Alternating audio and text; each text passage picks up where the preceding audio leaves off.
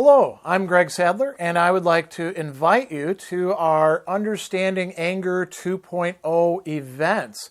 These are sessions carried out in YouTube Live where I'll talk for a bit about the literature that we're looking at that particular month, and I answer questions, address comments.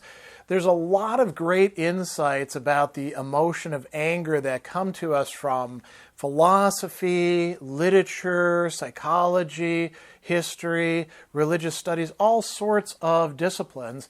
And I teach these in my classes, and I've done previous lecture series about this.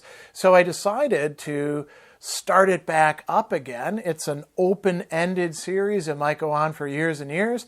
And I'd love for you to join me as we look at what ancient, medieval, even modern thinkers and writers have to tell us about this difficult emotion.